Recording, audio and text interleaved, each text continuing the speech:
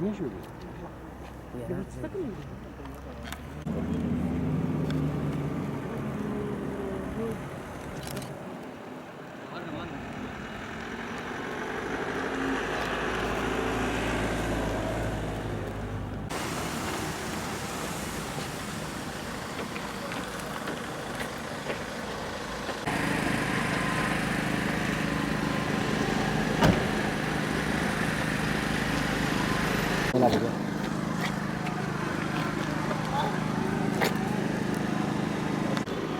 Voglio che devo filmare dicendo a te che io cambiare.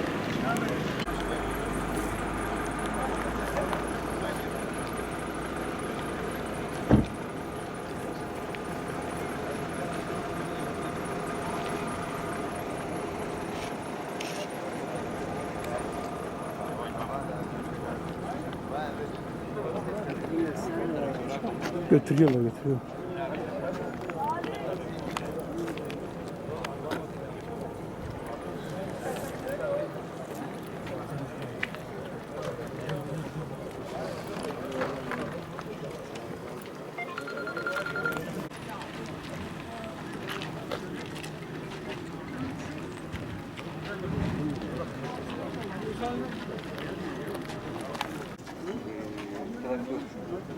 Şerit dışında traktörü, şerit dışında döktüğü de şeyde bak gördün mü?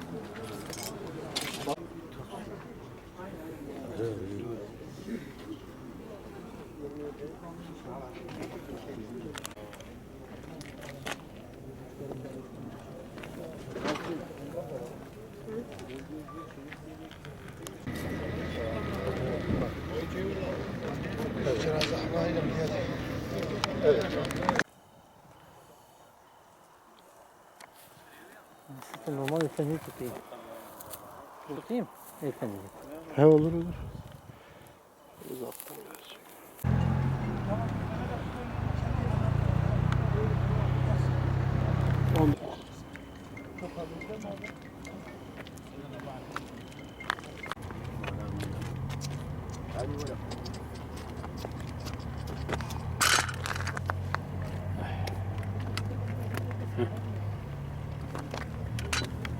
Ne bakın ya? Öyle.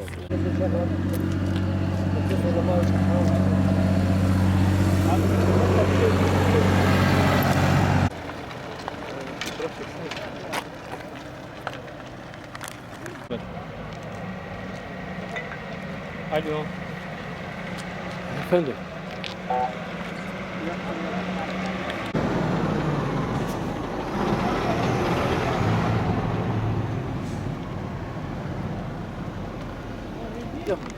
O tarafa geçmiş kamyon, bir traktör orada var.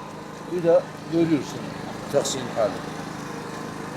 Nasıl Herhalde olmuş kaza? 6-7 kişi. Kaza nasıl olmuş bilginiz var mı? Vallahi kazayla bilgimiz yok.